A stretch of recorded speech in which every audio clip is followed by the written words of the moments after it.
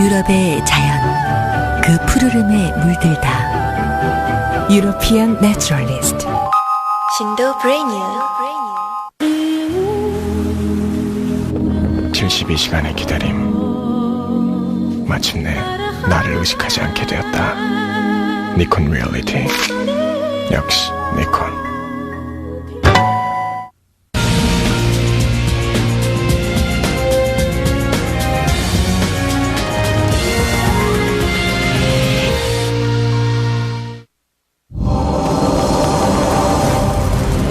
The last book of the Bible describes a terrifying vision. The battle that marks the beginning of the end, of the world, of history, of time. The forces of good will meet the forces of evil, and the result will be destruction on a scale beyond human imagining. Armageddon.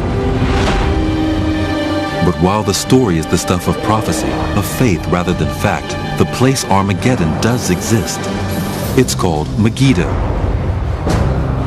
a place of violence, battered by armies and earthquakes, rebuilt by generations of Jewish kings who charged it with the protection of their holy places. Across 60 centuries, this hilltop has seen the rise and fall of 30 cities. The walls are gorgeous, curved exactly the way that we would do it today. Now, our investigators have come here to understand why, of all the cities in this blood-soaked land, the writer of the book of Revelation chose Megiddo. What is it that inspired him to find this site, Megiddo, as the site of his vision of Armageddon? This is the lost world of the city of Armageddon.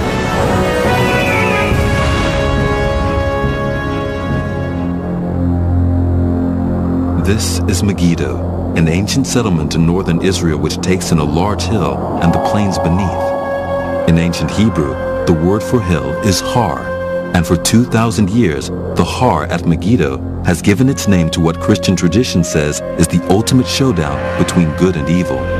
Har Megiddo has become Armageddon. St. John the Apostle set out his vision of the apocalypse in the book of Revelation. And the kings of the whole world would assemble for battle on the great day of God the Almighty. And they assembled them at a place which is called Armageddon. He imagined these plains as the place where the final battle would be fought. Our investigators have come here to find out why. Mark Telesnik is a geotechnical engineer. By looking at Megiddo's fortifications, he can build a picture of how the city changed and grew through biblical history. It's a huge project on our scale. If we think about a shopping center that we build today, they're a lot smaller than that. All floored and tiled and leveled with a fence around it. Huge project. Ori Soltesz is an archaeologist with a special expertise in the Holy Land. He aims to piece together the clues and bridge the gap between scripture and history. From Tutmosis to Solomon to Ahab to Josiah, and of course finally to John looking back at the whole thing and seeing in Har Megiddo Armageddon, the place where in the future good and evil will meet and reality as we know it will end. 1,500 years before the birth of Christ, Megiddo belonged to a people called the Canaanites. Back then, this place was marked by the meeting of two great roads. 35 centuries on, that has not changed. Wow, this is Armageddon. It's a crossroads now, a massive crossroads. It's a mess of trucks and cars. You can see the road heading south by west towards the sea, and another one more by south by east. And, well, Megiddo, the mountain, is up that way, and all around us is chaos. Ori drives the road to Megiddo with archaeologist Yotam Tepper. Why is Megiddo so important? Why is this pass important? The pass is important because this is the most easy way to came between Egypt and Mesopotamia. So then Megiddo itself, because it commands the pass, becomes important. Like this is a very good place to control. 3,500 years ago, Megiddo stood at a pass between the lands of three great powers. To the east lay the wealthy lands of Mesopotamia. To the north, the land of the Hittites. The south belonged to the mighty Egyptian Empire. The Egyptian pharaoh Tutmosis was the first of many to identify Megiddo as a place of great strategic value. He is said to have declared, to capture Megiddo is to capture 1,000 towns. Tutmosis realized that Megiddo was vital to his nation's trading interest and decided to make it his own. What followed was the first battle in recorded history. And though it was fought 35 centuries ago, we know exactly how it unfolded. The record is carved into the walls of the Temple of Amun at Karnak, Egypt. Tutmosis was proud of his victory and the way he won it. He wanted it remembered. As a result, what we have is a blow-by-blow account of the battle. Its key moment is a tactical maneuver so cunning and so daring that it's still taught in military colleges today. The hieroglyphs tell us that the pharaoh assembled his army south of the mountains that surround Megiddo.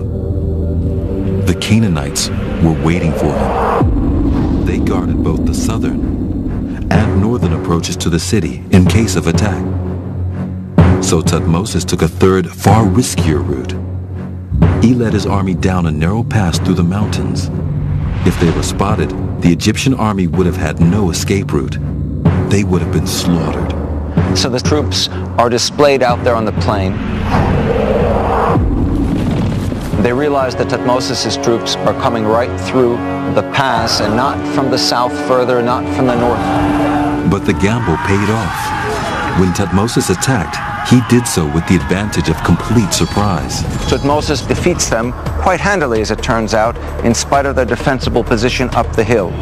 But then, as his troops are busy plundering, the survivors take refuge in this citadel, which is here.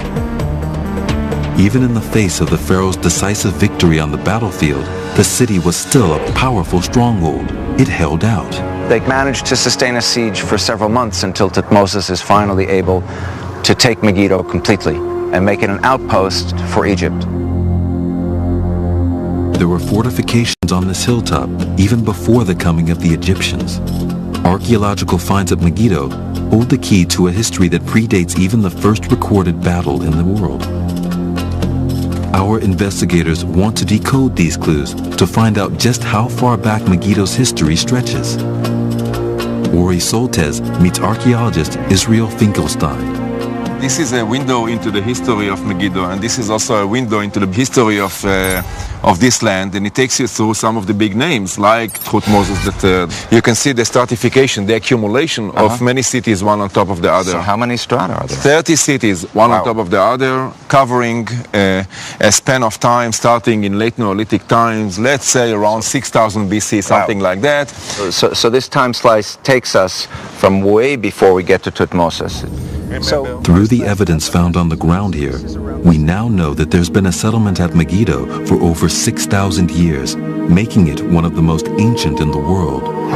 It has various names like Telalio. Our engineer Mark Telesnik meets Norma Franklin. She's agreed to show him some of the oldest parts of Megiddo. The hill appears to have first been a site for ritual sacrifice. Here we have a famous round altar at Megiddo. It's a flight of steps going up to the altar. They have cut marks in them, that is the depressions, whether they were used for putting water libation in there or oil. There's one there. But whether these steps were used by a priest or a number of priests, or whether they took animals up here for sacrifice, we don't know. What we do know, here we have pure, unadulterated cult, sacrifice, temples, everything that goes with it. 4,000 years before St. John made Megiddo a site of importance to the Christian faith, this was a place where far older religions were practiced. Ori Ori Soltesz sees the foundations of what may have been one of the world's oldest places of worship. This is really a fantastic monument because it's extremely well built, extremely monumental. You can see the northern wall over there, the big one, about 4 meters thick. And then in between you have 13 feet thick. Right, Wow. and in between you have the hall, the temple hall, because it's a temple, and 6 big basalt pillar bases. So this is what the round object there is. The pillar bases supporting wooden pillars, which in turn supporting the beams of the roof. Interpreting what archaeologists have found, it's possible to get an idea of what this very early temple may have looked like. Stone walls 13 feet thick, a roof supported by pillars built on stone foundations, immense and solid, and yet it still fell. When you look at the wall here, there are cracks. Right. You mean on you're the- talking about this crack right, here that the runs face of through the wall. rock? Exactly. This and other cracks, similar cracks, and this is evidence for a major earthquake that wrecked Megiddo and destroyed the temple and made the people leave and abandon the site for about 2 centuries. And this is not surprising because Megiddo is sitting on a major fault, the Carmel Fault, so it is sensitive to seismic activity. The first time Megiddo was destroyed, it fell not to an army, but to an unstoppable force of nature. A mighty earthquake destroyed not only the temple, but the entire settlement.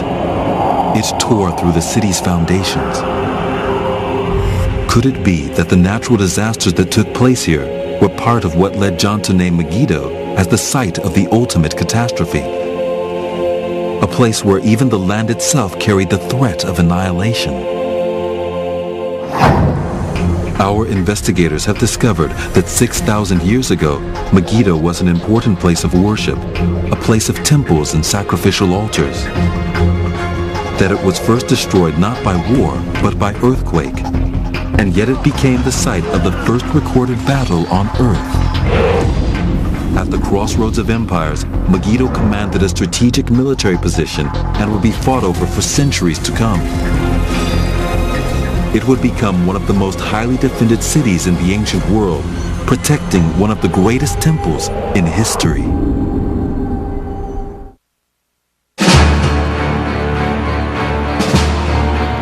Our investigators are in northern Israel on the road to Armageddon. It doesn't look very fierce where we are now. There doesn't seem to be much of anything that would have to do with destruction. They've discovered that Armageddon is a real place, Megiddo. That it was the site of the first battle in recorded history, but had existed thousands of years before even that as a sacred place used by pagans for worship. And that it was the site of a catastrophic earthquake. All these may have contributed to John, author of the book of Revelation, identifying Megiddo as the location of the battle at the end of the world. Now, our investigators want to find out more about Megiddo when it first entered Jewish history, an era John would have known about and which may have influenced his vision of its apocalyptic future. In the 12th century BC, Har Megiddo had already had several incarnations as a city. Defenses were in place. It had been constructed with precision. This gateway, which we used to call the city gate, we now know it was a gate to the Acropolis, a gate to the upper city, was built during the time of Thutmose III or immediately afterwards under the patronage of the Egyptian, and we would have had a huge mud brick arch here. In fact, we would have had a construction of sort of a vaulting of 3 arches going across, and then they would be interconnected. So this whole gateway would be roofed over. This is limestone, and at the bottom, where you needed protection from the rainwater that we can presume was perhaps coming out of the city, or the passage of the wheeled vehicles, they put basalt. So this was extra strength. Basalt is exceedingly strong. And Israel Finkelstein shows Ori Soltesz evidence of further fortification here. This is one of the chambers of the gate. We are in the gatehouse, exactly. So the conqueror has to come through here, Right. and what's left and right. And this is the most sensitive part of the fortification of the city. Using the information our investigators have gathered, we can now rebuild Megiddo as it may have appeared in the 12th century before Christ. when, according to the Bible, God's chosen people, the Israelites, captured it. Megiddo had an impressive wall and tower. Earth was banked up around these walls to create steep ramparts. The city had a formidable gate, and yet it still fell. We know this because Scripture records the event. For although John was the last person to mention Megiddo in the Bible, he wasn't the first. The Old Testament tells us that after Moses led the Israelites out of Egypt, he passed the leadership of his people onto Joshua. Joshua took them on a war of conquest. Tradition says that as they marched with the Ark of the Covenant, the holiest icon in the Jewish religion, they were unstoppable. And John, a scholar with Jewish ancestry, would have been familiar with this account. John would have had a great knowledge of the Hebrew Bible. I mean, he grew up, we can only presume, as a Jew, and he was a learned man. He would have known about the great battles that always took place at Megiddo. And this had a profound effect on the thinking at the time, and it would have carried on down to the time of John. So Joshua tore down the walls of Jericho. Did he also take Megiddo? Ori Soltes wants to know what evidence there is for Joshua conquering the city. There's a reference to Megiddo, and in Joshua 12, it lists Megiddo, the king of Megiddo, among the cities that he took. So, do we have any evidence of that kind of activity for Megiddo? I mean, it has Joshua right here. Yes, there's no evidence for Joshua at Megiddo, but there's evidence for the destruction of the Canaanite city, and the question is whether we can connect it to the biblical description to Joshua. Right. The destruction of Canaanite Megiddo can be dated around the 12th century BC. So if you wish, this is supposedly the time which fits the inner biblical logic of the conquest of Joshua. Having taken the city, the Israelites held it for centuries and would continue to strengthen and fortify Megiddo. Under their ownership, it took on a new, more vital strategic importance. In the 10th century BC, the city of Armageddon was rebuilt by King Solomon. According to the Bible, Solomon built a spectacular gateway. He did so because he knew that if Megiddo were to be captured, the nation and its capital Jerusalem would be vulnerable. Ori Soltes wants to learn the gateway's practical purpose. This is the famous Solomonic gate. So we're walking through the gate. Yes, inside we have a tower, and then one chamber over here, right, and then a pier, and then another chamber, and then a third chamber, and we are still in the gatehouse here. Right. The gateway was essentially a tunnel, channeling traffic into the city through a narrow space. The recesses in its walls were each wide enough to hold a chariot with 2 horses. The gate was connected to a system of fortifications. There was a big wall, a solid wall, 3.5 meters, which would make, 11 feet. It's a long passageway. In addition to the gateway, there were towers set into the walls that encircled the city. Massive resources were plowed into the construction of these defenses because they were intended to guard not only the people inside, but the entire nation of Israel. Next, our investigators search for the reason Solomon was so desperate to protect Jerusalem, home to the sacred heart of Judaism, the Holy Temple. Because the defeat at Megiddo led ultimately to the temple's destruction. One of the greatest disasters ever encountered by the Israelites. Their original Armageddon. 내 차가 더러워질까봐 우리나라에 버렸습니다. 내 집에 냄새가 날까봐 우리나라에 버렸습니다. 내 배낭이 무거워질까봐 우리나라에 버렸습니다. 내 돈 드는 게 아까워 우리나라에 버렸습니다. 당신은 부끄럽지 않게 대한민국을 외칠 수 있습니까? 공익광고협의회 제2차 세계대전, 그 누구도 보지 못했던 2차 세계대전의 이공계 컬러 영상.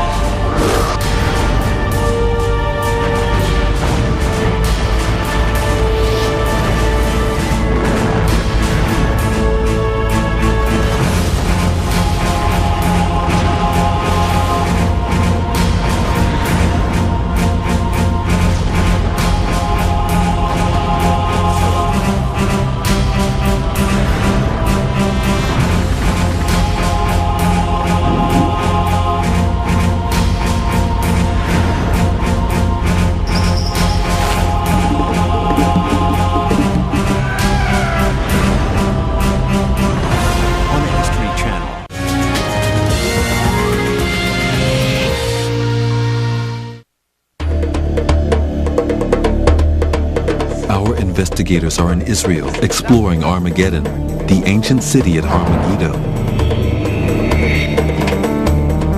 They've discovered that 3,000 years ago, King Solomon went to great lengths to fortify the citadel. And now they've come 60 miles south to Jerusalem, the ancient capital of the Jewish nation, to find out why. They're looking for traces of the structure that Megiddo was intended to protect. The apocalyptic vision of St. John, a follower of Christ, may have its roots in what Solomon built here, the first temple. For the Judean people, it would become the focus of their worship, the core of their identity. Ultimately, it would be destroyed. For centuries, people schooled in the Jewish tradition, John among them, would look back on its loss as the greatest catastrophe in their history, a kind of first Armageddon. The temple in Jerusalem was absolutely everything. Nothing could go on without the temple. It governed every aspect of people's lives. If you were a farmer, you couldn't eat of your own produce until you had taken an offering to God, because God lived in the temple. His spirit was in the temple. Trying to reconstruct the temple and understand what sort of building it was is very, very problematic. It's near impossible for us as archaeologists to fully understand what was there, because we can't excavate on the Temple Mount today. So it's a piece of detective work to try and reconstruct it. Nothing remains of Solomon's temple, but our investigators have set themselves the task of discovering what this most sacred building looked like. Today, the Jerusalem skyline is dominated by the Dome of the Rock, built in the 7th century. But before that, there was a Roman temple. Before that, Herod's expansion of the Second Temple. We're looking further and further back to Solomon's temple, under thousands of years, under myriad layers of material, to ask what that temple might have looked like. The Book of Kings says that the walls of the temple were made of stone blocks, ashlars, cut and finished before they were brought to the construction site. Mark Telesnik goes to see what the building blocks of the temple would have looked like. We know that Solomon's temple was built from ashlar blocks similar to this in size. And Solomon's guys had the ability to make holes like this. They would then put wooden blocks up on top and wet them. When the blocks wet, they expand and cause the rock to break below. Stonemasons today use heavy machinery to work this hard stone. When the temple was built, every block would have been cut by hand. I can't imagine how much time and how much work and effort must have gone into taking one of these things, trimming them all sides in all directions, and we're just talking about one block. They had to make hundreds and thousands of these blocks in order to get everything ready for the temple. Ori Soltesz wants to find out what the temple looked like as a whole. We know its dimensions, as scripture says its length was 60 cubits, and its breadth 20 cubits, and its height 30 cubits. But in order to put that into perspective, we need to know how big a cubit is. Dr. Gabby Barkai has made a discovery that could hold the answer. It lies hidden beneath the Church of the Dominican Fathers in Jerusalem. This is a rock-carved tomb, which preserves the style of architecture used in the time of Solomon. Most intriguingly, the dimensions and proportions of the tomb suggest that it was built using a particular unit of measurement, equivalent to approximately 21 inches. It's led Dr. Barkai to believe that they mark an Egyptian cubit, said to represent the length of a pharaoh's arm. The measurements are exactly 10 by 8 by 7 cubits. The height is 7 cubits, and the length is 10 cubits. The proportions are very pleasant to the human eye. These are done exactly in the long Egyptian cubit, which probably was the standard measurement used in Solomon's temple. So what aspects of the decor here would connect us to Solomon's architectural style? Now, the meeting point of the ceiling with the walls has those double cornices, which is a very interesting feature. In Solomon's time, we know architects used wood to panel the walls and wooden cornicing to support the ceiling. It's a style that's mimicked here, in stone. So they've cut cornices out of stone as if they were wooden beams. Yes. It is written about Solomon that he coated the Temple of Jerusalem with cedar beams, and in the walls there are sunken panels, imitations of wooden paneling. So you have one sunken panel here underneath, you have another sunken panel, and the beam in between. The Bible states that King Hiram of Tyre gave cedar trees to Solomon, and these were used to span the ceiling. Cedar is the most prestigious, most expensive, and most suitable type of wood. Suitable for construction. It is very hard and strong. Cedar beams could easily span a room of 65 feet or more, and this, combined with their strength, made them the ideal building material. Given that this tomb dates from the time of Solomon and echoes its style, it may complete the puzzle. It is effectively a record of the style used when the temple was built and the proportions used to construct it. It's now possible for our investigators to build a picture of what Solomon's temple might have looked like. Using the Egyptian cubit as a base, we can calculate it was around 100 feet long, 50 feet wide, and 80 feet tall. The walls were built with ashlar stone blocks. The roof was spanned by crossbeams of Lebanese cedar. A porch led to the largest room, its walls lined with cedar wood panels. At the west end lay the Holy of Holies, the most sacred chamber where Solomon placed the Ark of the Covenant, the most revered icon of the Jewish faith. Scripture records that he created an awe-inspiring building, but in doing so, he made his nation vulnerable. The temple was the nation's heart, and for it to be taken or destroyed by an enemy power would be the ultimate disaster. Solomon knew this, and he readied his kingdom for attack. Solomon had begun by fortifying Megiddo with a mighty gate. His successors would continue his work and transform this fortress into one of the most advanced military strongholds of the ancient world.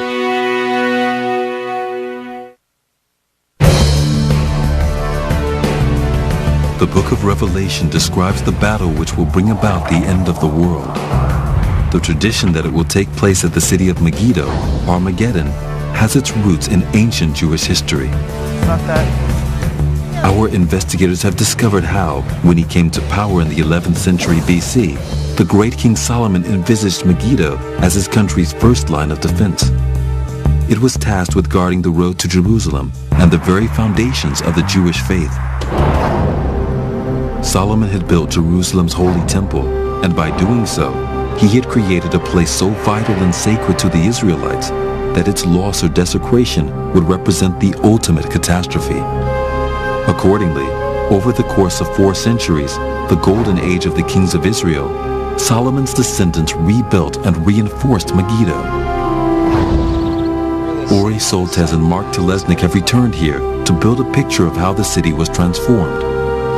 What had been a hilltop settlement became a mighty fortress. Its high walls could stand a determined assault, but the city's builders also planned for a time when their enemies would try to surround them, to cut off their supplies and force them to surrender. Situated on top of a hill, Megiddo may have appeared particularly vulnerable, but its engineers came up with an ingenious solution.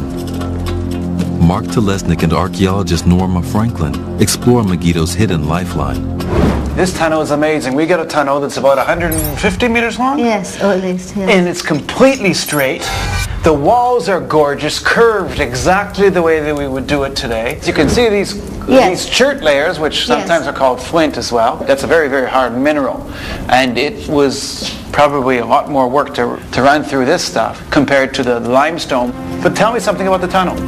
Well, the tunnel is actually an extension of a huge vertical shaft that led down from the near center of the tell. They had a water wheel. The wheel drew water from a vertical shaft, which dates from the 9th century BC. Square in shape and descending 80 feet, it connected with a tunnel which ran another 260 feet. It led to a water source outside Megiddo's walls. Okay, so this is the tunnel, and this is where the source of water would have come from? This is actually, yes, the source is, we can still see it. Let's just let's drop a pebble in here. You can definitely hear it. The covering on this water source is camouflaged with a layer of earth and invisible from the surface. No attacker would know of its existence, and Megiddo could survive an indefinite siege with its secret lifeline. This tunnel is a major feat of engineering, dug by hand with only primitive tools to work the hard stone. But the secret tunnel was just one of many preparations Megiddo's rulers made for attack. Among the ruins that litter the hilltop, archaeologist Israel Finkelstein sees evidence that these walls once housed a formidable fighting force. So here we are in the Megiddo stable area. Is this just one large layer of stables? How many of them? How large?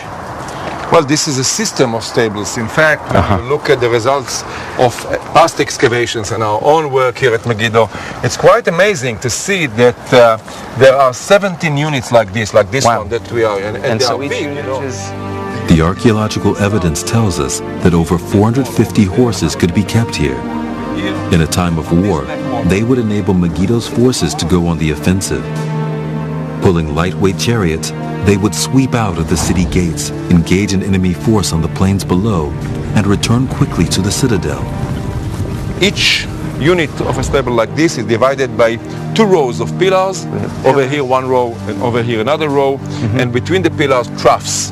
And that's why they are identified as stables. In effect, the city has the equivalent of a battalion of mobile infantry. It had high walls to strengthen its hilltop position. It had a water supply that would last indefinitely. And yet, in spite of all these efforts to protect the city, Megiddo still fell 400 years after Solomon began the process of fortification.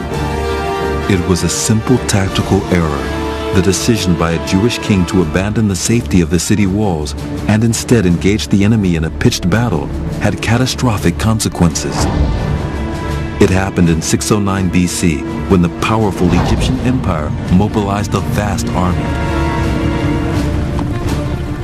Under the command of Pharaoh Necho II, it set out to attack the rival state of Babylon. To get there, it had to cross the plains of Megiddo, and Necho sought permission from the Jewish king, Josiah. Josiah was said to be a great ruler, the equal of his ancestor, Solomon, and yet his actions all but caused the end of his bloodline. He refused to let the Egyptian army pass. Instead, he took his men down to the plain and confronted what must have been a far larger force. He paid for his stubbornness with his life.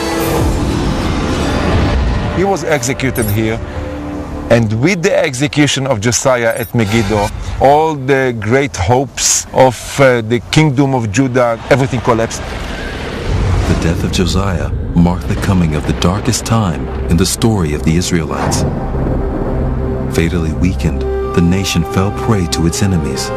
Within a few years, Jerusalem had fallen, the Holy Temple was torn down, and the people of Israel were exiled into slavery. A chain of events that began with the battle Josiah lost at Megiddo. The effects of the destruction of the temple would be felt down the centuries. It may be this event more than any other which led John to identify Har Megiddo as the site of the apocalypse, Armageddon. Destruction of the temple in Jerusalem was an absolute catastrophic event. No temple, everything falls apart. Like a ship without a rudder, where do we go? Everything is very different. It's the beginning of the end. For somebody like John, living in those terrible times, this event would have really foretold the end of the world, because it was for him the end of the known world. If you're thinking back from 500 or 600 years later, death of Josiah, destruction of the temple, exile, the whole thing has a catastrophic atmosphere. The heir to all of that is John the Evangelist, and writing his book of Revelation, and he gets to the end point of time as we know it, the meeting of good and evil, and the place that he cites is Armageddon. It shows that there was this memory that this was not only a terrible place where major battles were fought, battles that decided the fate of Western Asia, but also that this is the terrible place where the last righteous king of the lineage of David perished. For centuries, greater and greater defenses had been plowed into the city. Megiddo was witness to some of the key events in the history of the Holy Land. The war that finally destroyed it was cataclysmic to the Jewish people. But it was the Roman superpower that finally secured Megiddo as the place of Armageddon.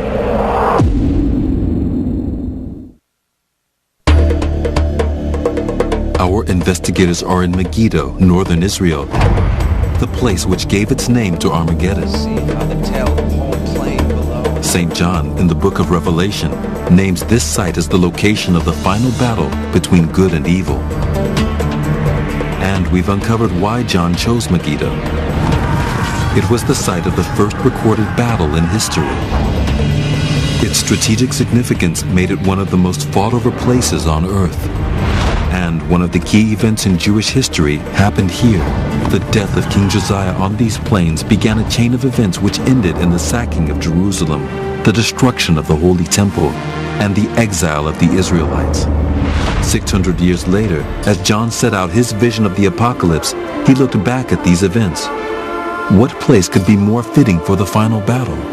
So from up here, the whole plain looks like a vast kind of chessboard, and perhaps one can imagine the final battle between good and evil taking place in this kind of a setting, right at the edge of this hill, spread out across the valley. John was clearly drawing on his nation's past, 1,000 years of Jewish history. But he must also have been influenced by the times in which he was living. It was an era of conflict and upheaval when his faith, the new religion of Christianity, was struggling to survive. Early Christianity grew out of Judaism.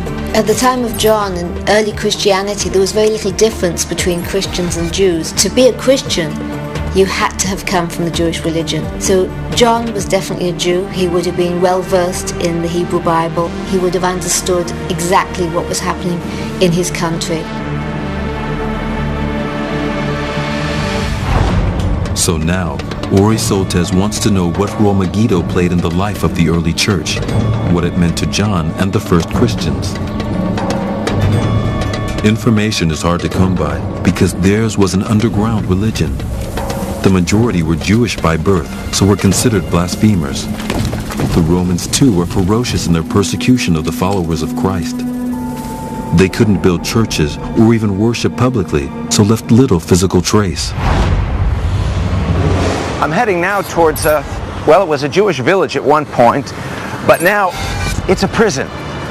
And there are some rather interesting things that have turned up here. Hardly any archaeological evidence was found until 2005, when excavations from within the walls of this prison turned up an extraordinary find. What are we looking at here? Let's see. This is the mosaic we found inside the prison. The jail is a maximum security facility. The site of the excavation has been covered over and remains inaccessible. Nonetheless, these images reveal a collection of mosaics adorned with startling inscriptions. The mosaic. So first of all, this is the whole room. It's 10 by 5 meters, and the entrance is from the east. And how do we know it's Christian? Here, in this carpet, you can see also fish. This is the early Christian symbol. Tuna and bass? Tuna and bass, yeah. There's not typical local fish. They are from outside the country. So maybe the Roman army bring this symbol from outside. But the real evidence that this was a Christian meeting place lies in the inscriptions, which refer to Jesus as God. This is the floor of a Christian meeting place, the earliest evidence of a Christian community ever to be found in the Holy Land. This is what's so unique and so special. This is the earliest known of inscriptions. So we may still be rewriting early Christian history based on this discovery. Yeah, so this is Roman period. This is 75, 100 years before Constantine makes religion legal. Christians had to be maximally secure about where and what they did. The mosaics date to after the time of John, but were made long before Christianity was legalized. we know that it would one day grow to be a major world religion. But the first worshippers gathered in small, secret groups, taking great risks to spread their message. Clearly, one such group met at Megiddo, and evidence suggests that the forces of oppression were here too. Records tell us that this area held the largest concentration of Roman troops anywhere in Judea, outside of Jerusalem. It's a reminder that for 300 years, all the people of the Holy Land lived under Roman occupation. Their country was a Roman province. They were subject to a foreign power. Yotam Tepe shows Mark Telesnik the nearby remains of a Roman fort built to quell an uprising. What we have here is a relatively large mound on a hill. Can you try to tell me why you think this was a Roman encampment? Yeah. Have a look. A big handle of a jar. This is just one example of the pottery from the Roman period that we can find here in the field. So we know for sure that the fields around us wouldn't have been part of the encampment? No, because if you go there, we don't find any pottery there. So they are empty. Okay. It's clear from the scale of this site that a sizable army was stationed here. The camp must have been huge because we're talking about from the corner here, 200 meters across here. That's 3 to 4 city blocks in New York City, by another 4 to 5 city blocks. So this is a huge encampment. The fort has never been excavated and still lies beneath these crops, but the information we do have makes it possible to picture how this encampment would have looked. Would they have built walls all the way around the encampment? Yes, the walls and ramp and everything. Can you just give me a little bit of numbers that could help us try to figure out what it might have looked like? Okay, we can say maybe 2 meters, maybe wide, more. thick. Wide, of course. And the height, maybe it's 5 or 10 meters. The tower maybe more. 5 meters is 2.5 stories. That's a little bit more than 15 feet, 2 meters wide. Who would have done the building? The Legion have special units that done this job. A rectangle 650 feet by 800 feet was marked out, leveled, and paved. This was surrounded by a wall 16 feet high and 6 feet wide, with a moat around the outside. Do you have any idea what the camp might have looked like on the inside? What type of structures they would have built? And the soldiers would have been sleeping in tents, or they would have been wall structures? No. There was a huge building for the barracks for the soldiers. Within the walls was an extensive complex of barracks.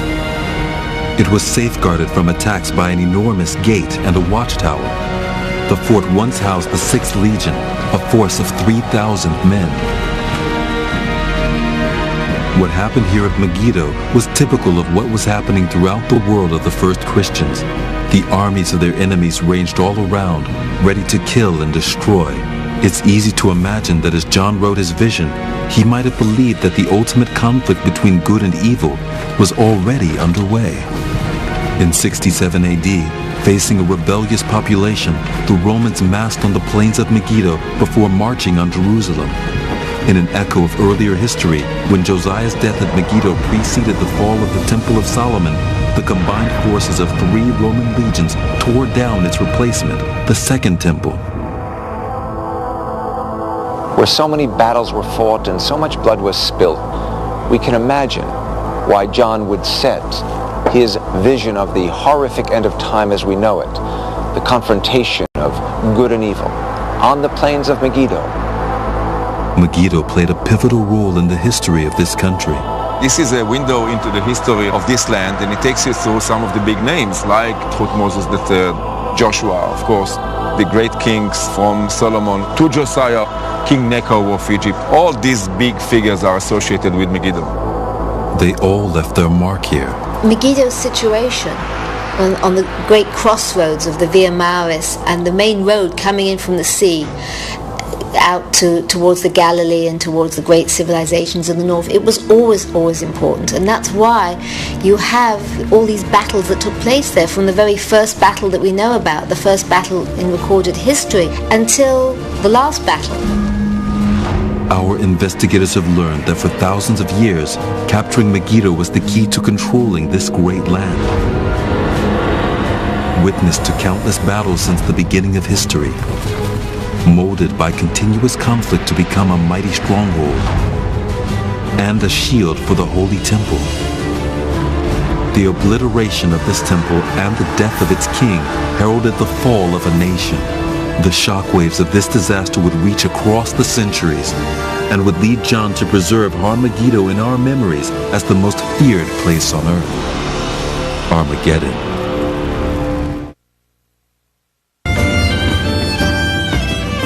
History Channel.